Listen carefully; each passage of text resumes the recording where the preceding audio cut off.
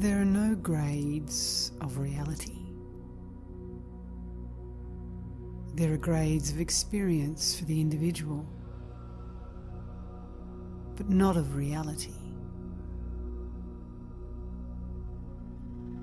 Whatever may be the experiences, the experiencer is one and the same.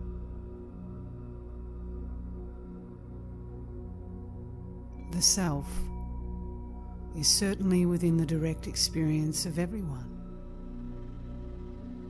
but not as one imagines it to be. It is only as it is.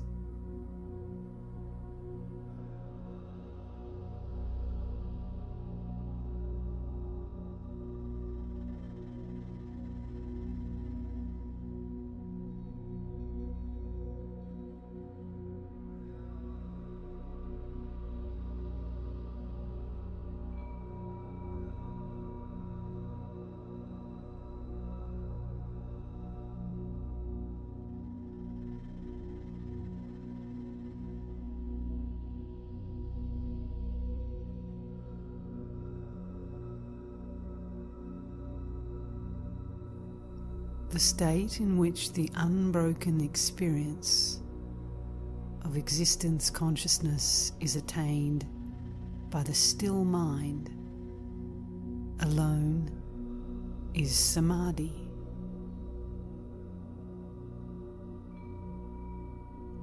That still mind, which is adorned with the attainment of the limitless Supreme Self, alone is the reality of God.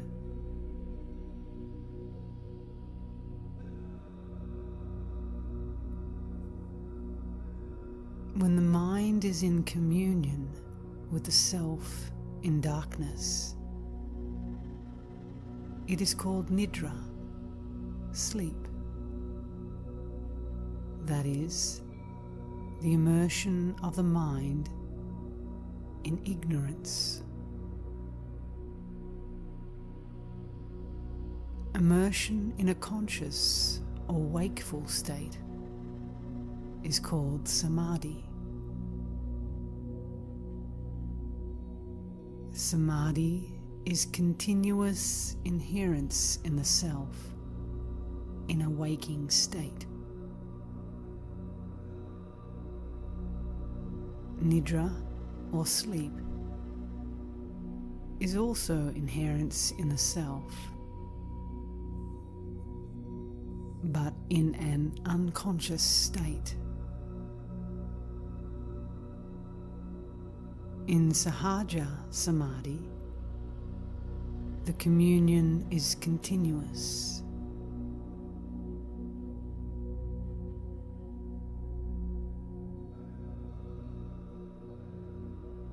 The immersion of the mind in the self, but without its destruction, is Kevala Nirvikalpa Samadhi. In this state, one is not free from vasanas, and so one does not therefore attain mukti.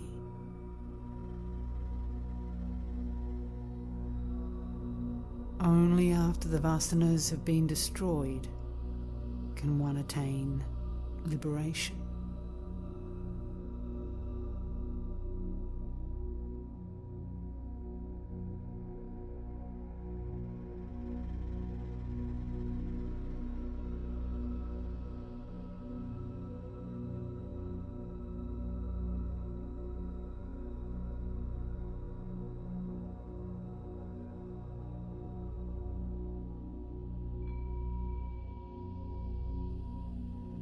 Even from the beginning, even though one practices Kevala Nirvikalpa Samadhi for years together,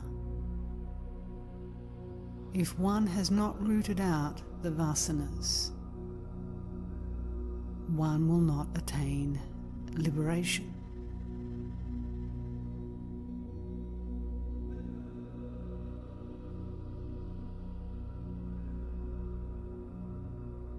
holding on to the supreme state is samadhi.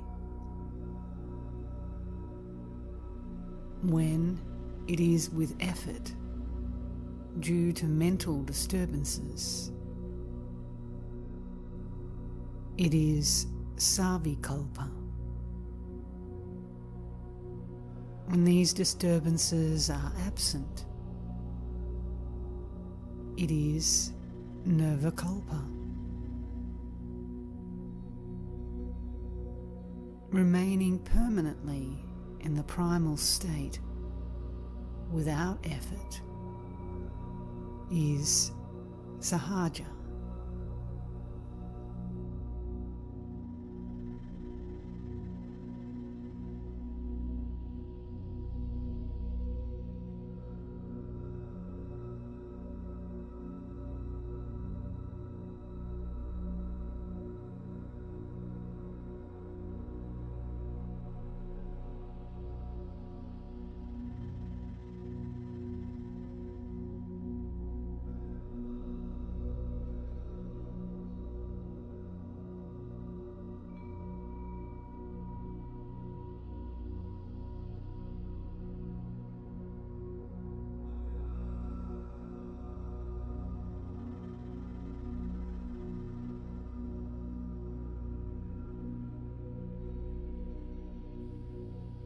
Abiding permanently in any of these samadhis, either savikalpa or nirvikalpa, is sahaja, the natural state.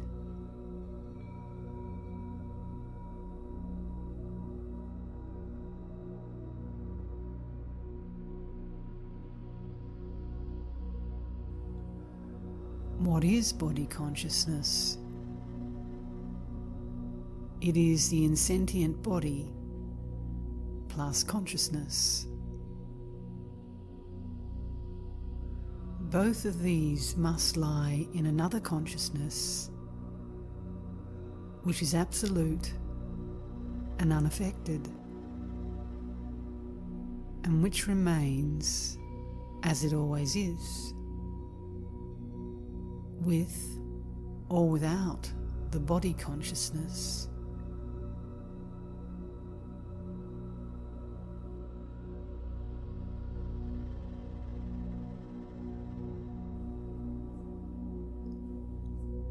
What does it then matter whether the body consciousness is lost or retained, provided one is holding on to that pure consciousness?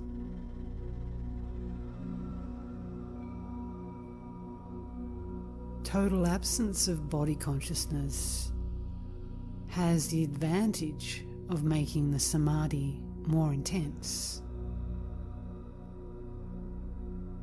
although it makes no difference to the knowledge of the Supreme.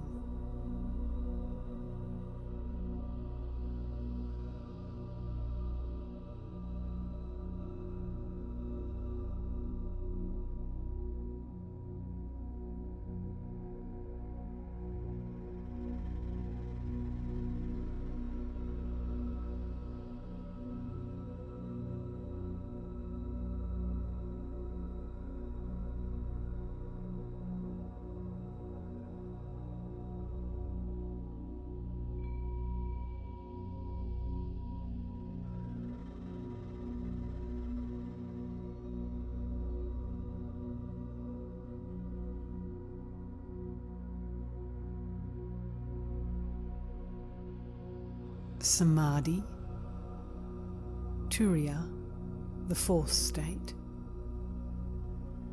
and nirvikalpa all have the same implication, that is, awareness of the self.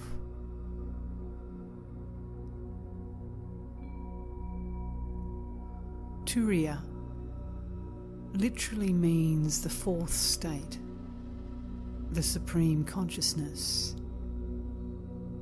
as distinct from the other three states of waking, dreaming, and dreamless sleep.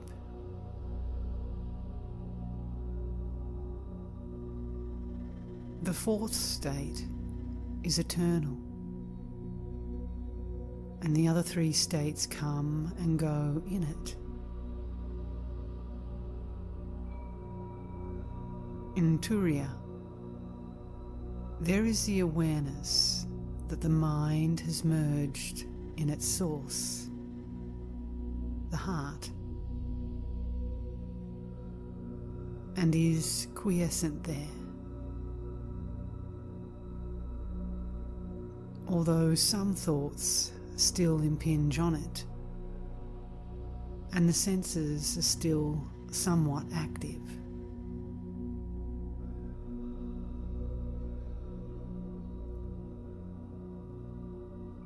In Nirvikalpa,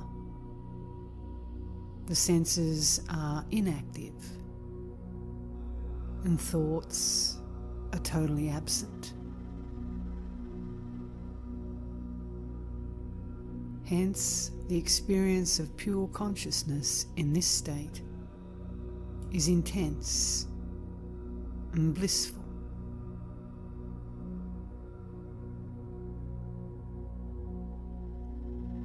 Turiya is obtainable in Savikalpa Samadhi.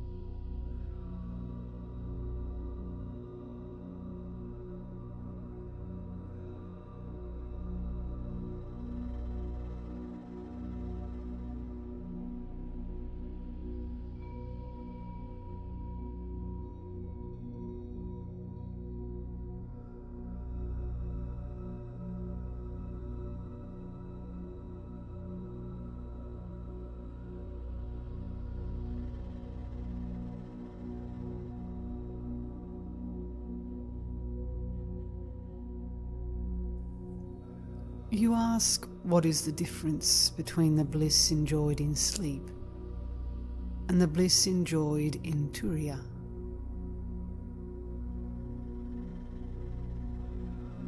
There are not different blisses. There is only one bliss, which includes the bliss enjoyed in the waking state, the bliss of all kinds of beings, from the lowest animal to the highest Brahma. That bliss is the bliss of the self.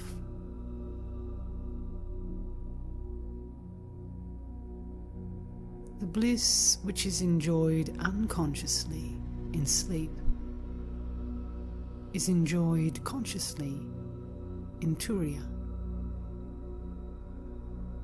That is the only difference.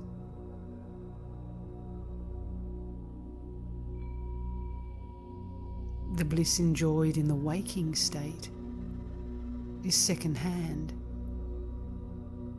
It is an adjunct of the real bliss, Upadi Ananda.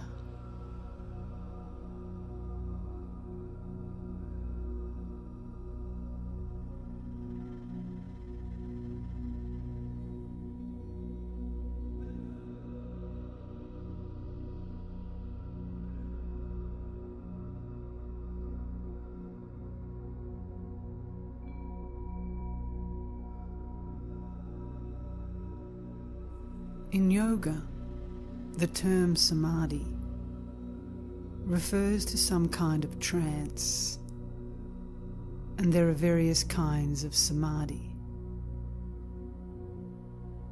But the samadhi I speak of is different. It is sahaja samadhi, the natural state. From here, you have steadiness, and you remain calm and composed, even while you are active.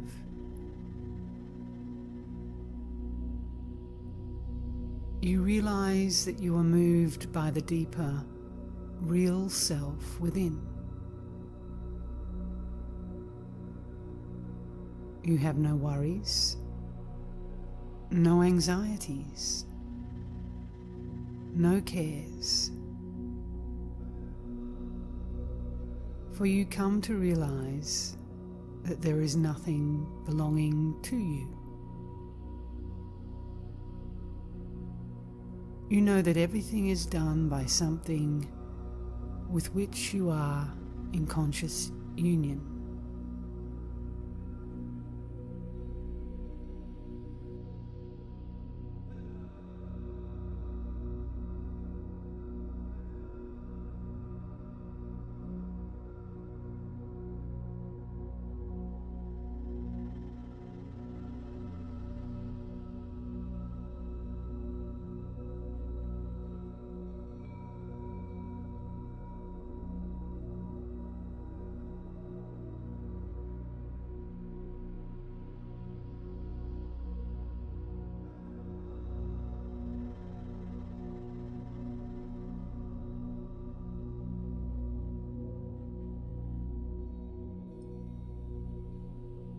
The Nirvikalpa Samadhi of Raja Yoga may have its use,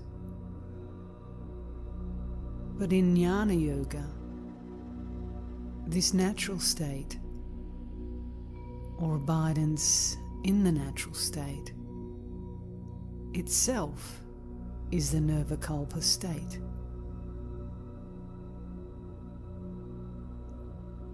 In this natural state, the mind is free from doubts. It has no need to swing between alternatives of possibilities and probabilities. It sees no differences of any kind. It is sure of the truth because it feels the presence of the real.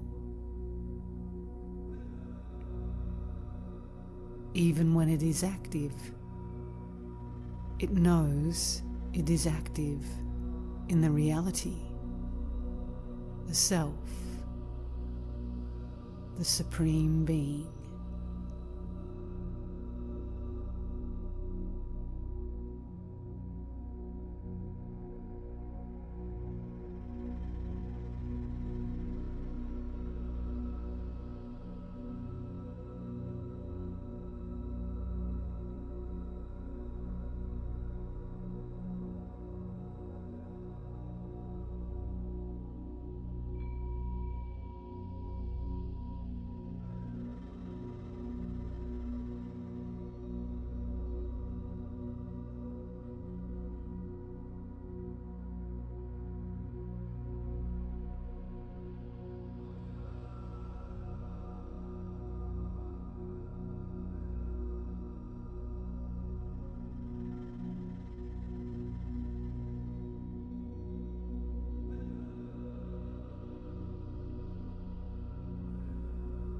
In deep sleep, the mind is merged and not destroyed. That which merges reappears. It may happen in meditation also.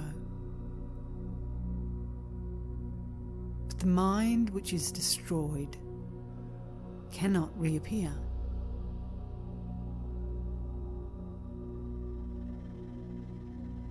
The yogi's aim must be to destroy it and not to sink into sleep. Laya.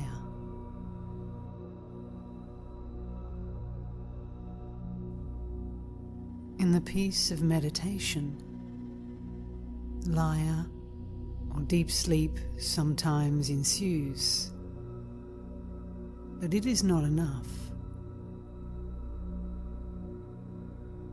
It must be supplemented by other practices for destroying the mind.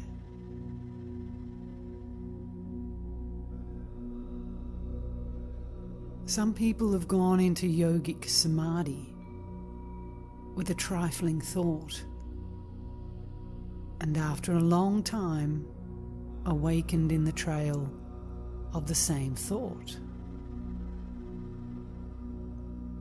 In the meantime, generations have passed in the world.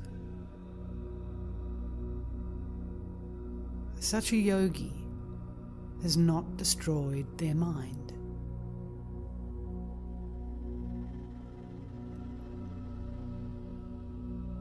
The true destruction of the mind is the non-recognition of it as being apart from the self.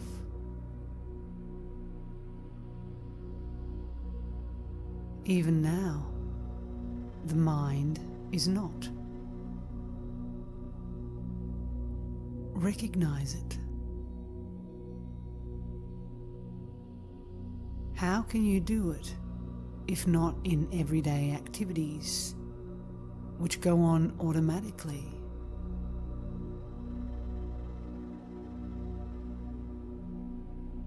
Know that the mind promoting them is not real, but is only a phantom proceeding from the self.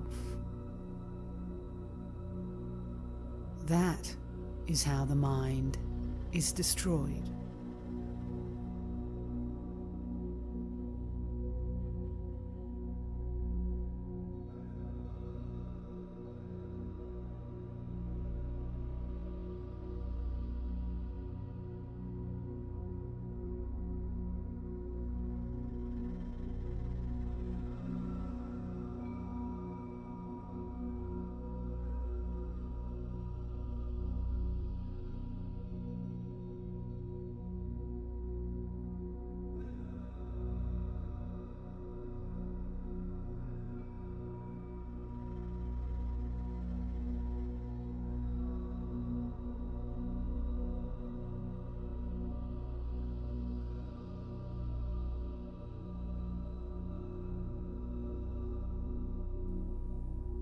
In both Kevala and Sahaja Samadhi, the mind is immersed in the bliss of the self. In the former, physical movements may cause disturbance to the meditator because the mind has not completely died out.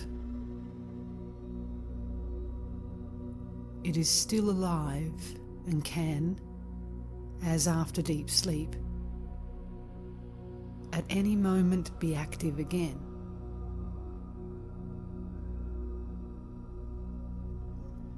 It is compared to a bucket, which, although completely submerged under water, can be pulled out by a rope, which is still attached to it.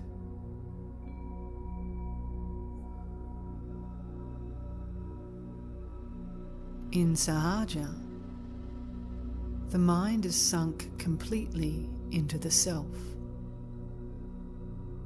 like the bucket which has got drowned in the depths of the well, along with its rope.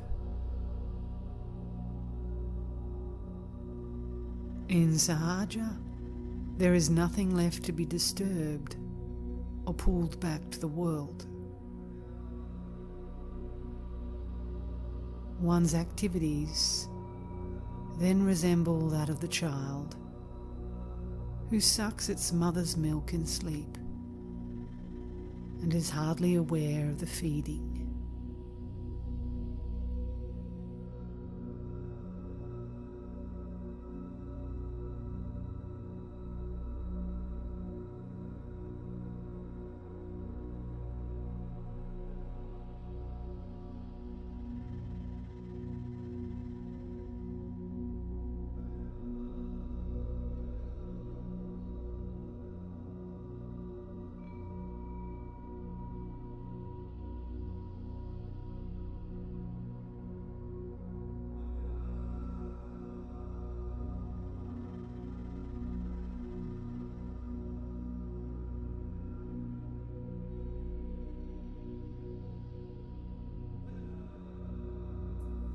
You ask how one can function in the world in such a state.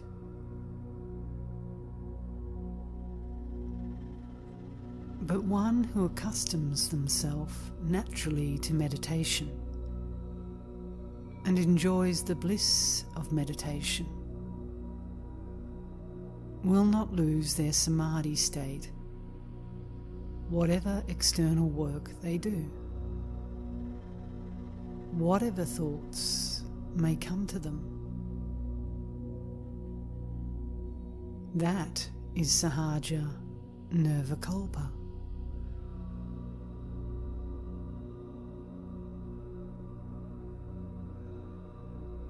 Sahaja nirvikalpa is total destruction of the mind,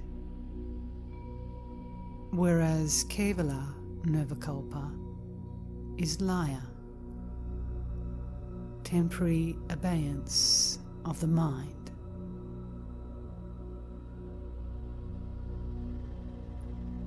Those who are in the laya samadhi will still have to bring the mind back under control from time to time. If the mind is destroyed, as it is in sahaja samadhi, it will never sprout again. Whatever is done by such people is just incidental. They will never slide down from their high state.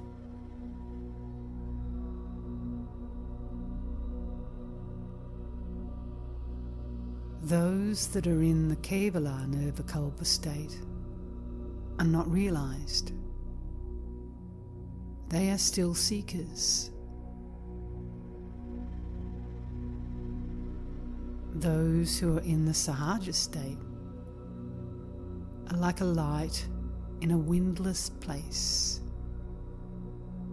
or the ocean without waves. That is, there is no movement in them. They cannot find anything which is different from themselves.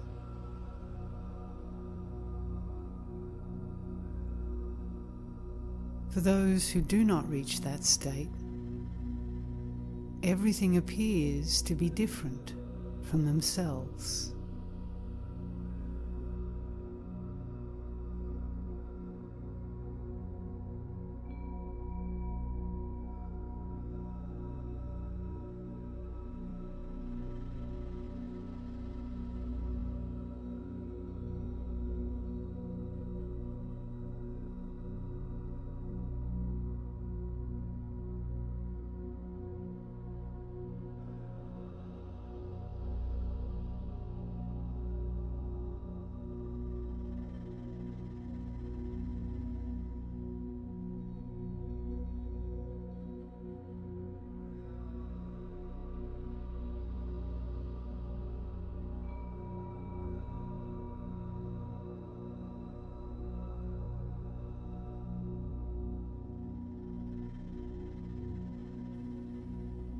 Samadhi alone can reveal the truth. Thoughts cast a veil over reality, and so it is not realized as such in states other than samadhi. In samadhi, there is only the feeling I am, and no thoughts. The experience of I am is being still.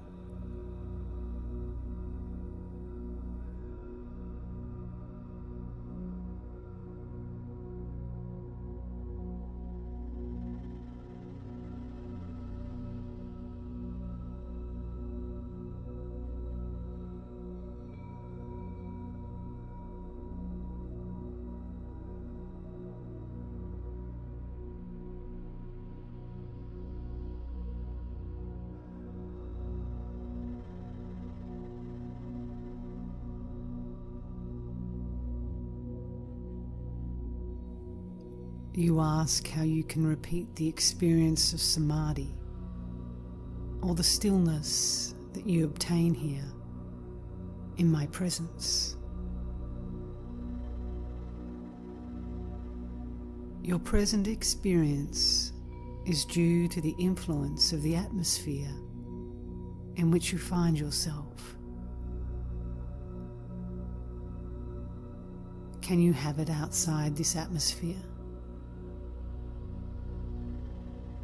The experience is spasmodic. Until it becomes permanent, practice is necessary.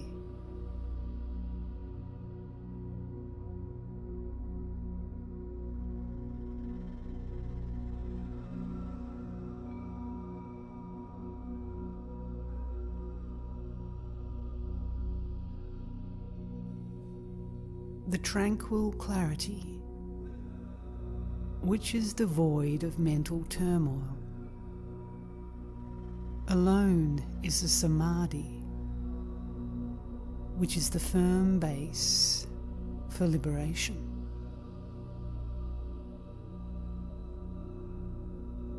By earnestly trying to destroy the deceptive mental turmoil, experience that samadhi as the peaceful consciousness, which is inner clarity.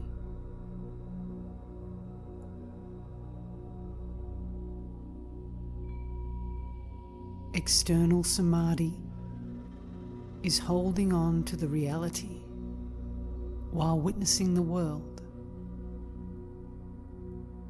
without reacting to it from within.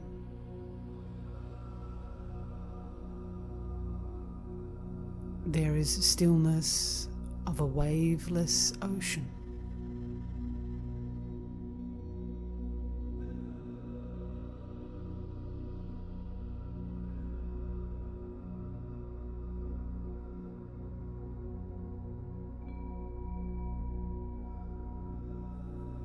The internal samadhi involves loss of body consciousness.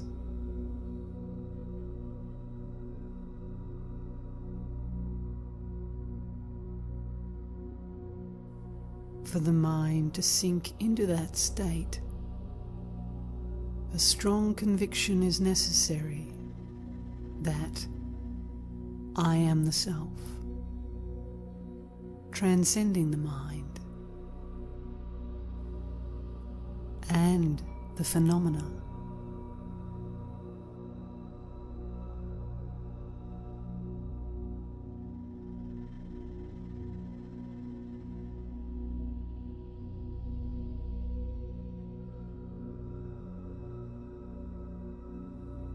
What does it matter if the mind is active?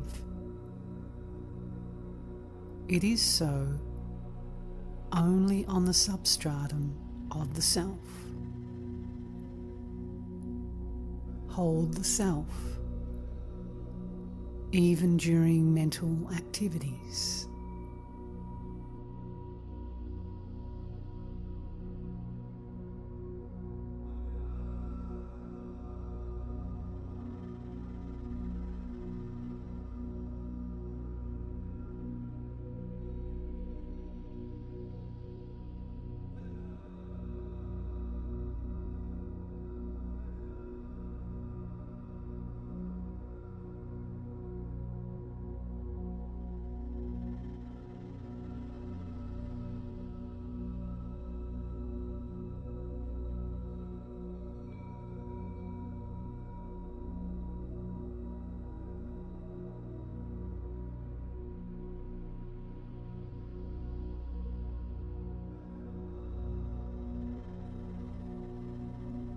People have all sorts of notions about Nirvikalpa Samadhi. All sorts of fantastic notions. Some yogis, by breathing exercises,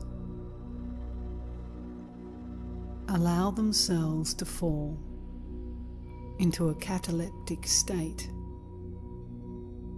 far deeper than dreamless sleep, in which they are aware of nothing, absolutely nothing, and they glorify it as nirvikalpa.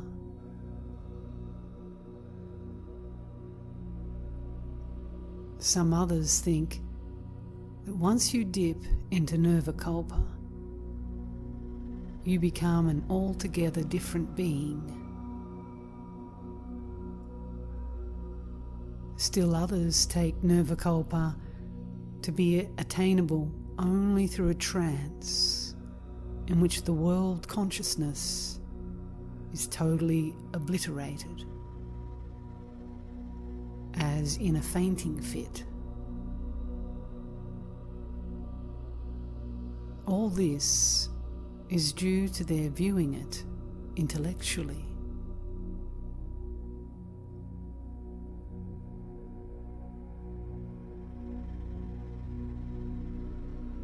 Nirvikalpa is Chit, effortless, formless consciousness.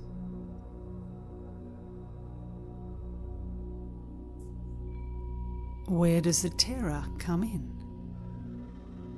And where is the mystery in being oneself? To some people, whose minds have become ripe from a long practice in the past, nirvikalpa comes suddenly as a flood. But to others, it comes in the course of their spiritual practice. A practice which slowly wears down the obstructing thoughts and reveals a screen of pure awareness, I.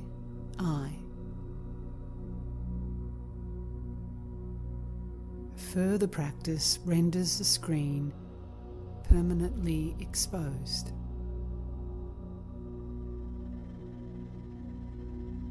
This is self-realization, mukti, or sahaja samadhi, the natural, effortless state.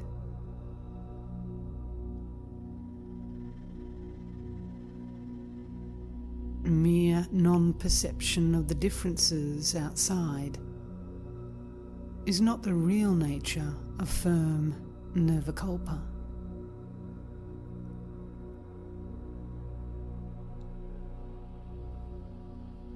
Know that the non-rising of differences in the dead mind alone is the true nirvikalpa.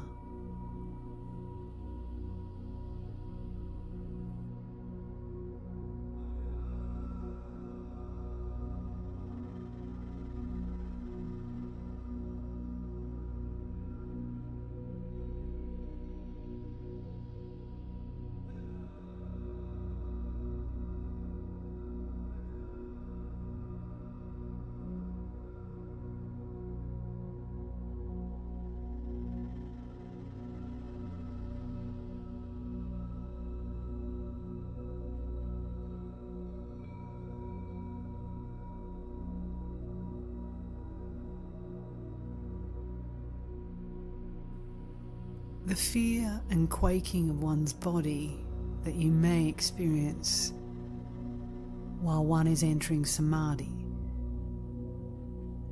is due to the slight ego consciousness still remaining. But when this dies completely, without leaving even a trace, one abides as the vast space of mere consciousness, where bliss alone prevails, and the quaking stops.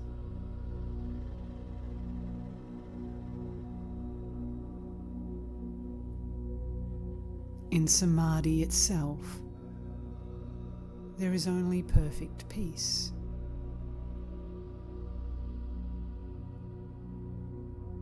Ecstasy comes when the mind revives at the end of samadhi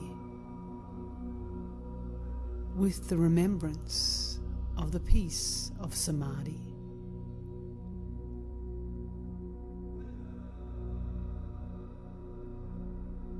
In devotion, the ecstasy comes first.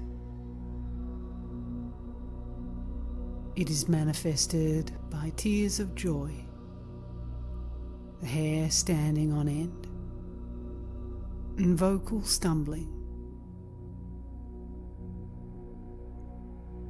When the ego finally dies and the sahaja is one, these symptoms and the ecstasies cease.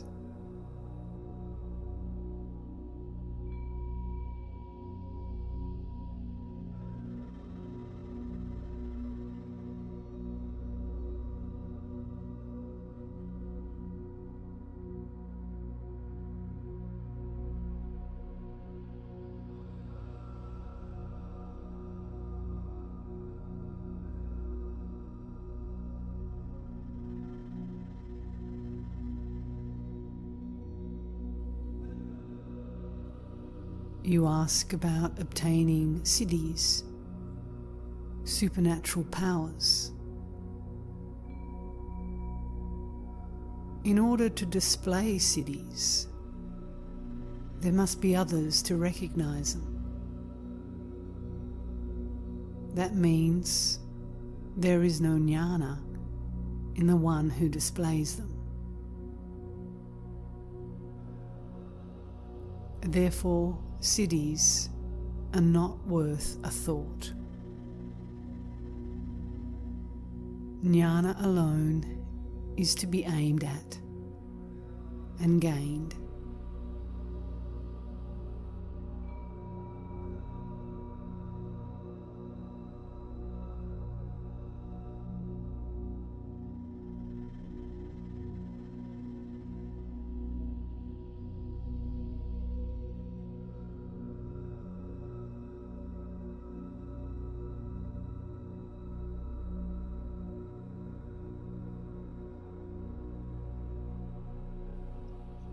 It makes no difference whether you call it meditation or austerities or absorption or anything else. That which is steady, continuous, like the flow of oil, is austerity, meditation, and absorption. To be one's own self is samadhi.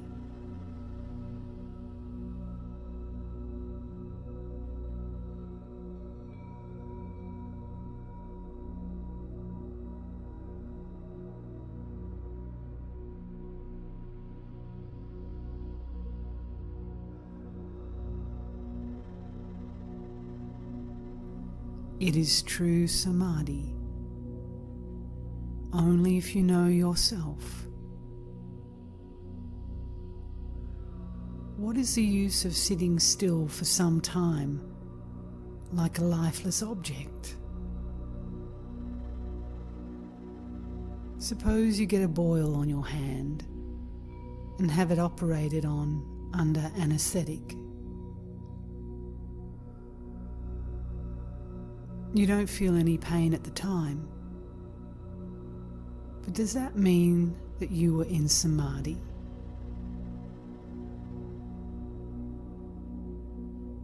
It is the same with this meditation too. One has to know what samadhi is. And how can you know it without knowing the reality? If the reality, the self, is known, samadhi will be known automatically.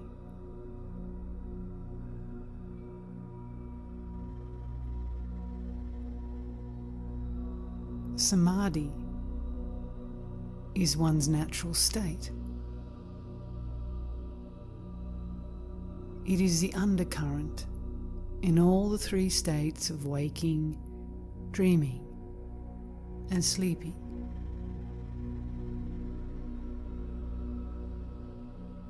The self, the reality, is not in these states, but these states are in the reality.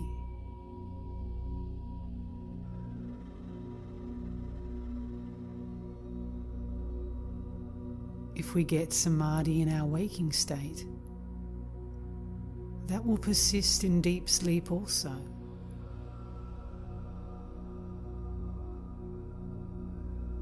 The distinction between consciousness and unconsciousness belongs to the realm of mind, which is transcended by the state of the real.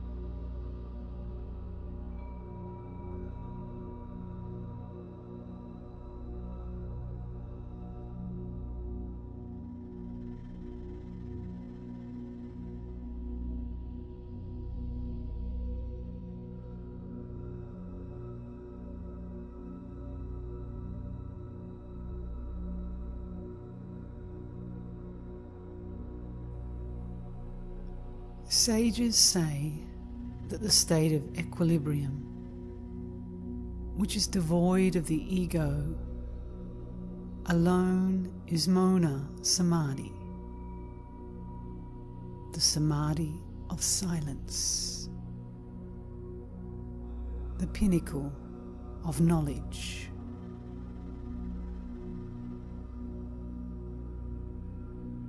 Until one attains Mona Samadhi, the state in which one is the egoless reality. Seek only the annihilation of I as your aim.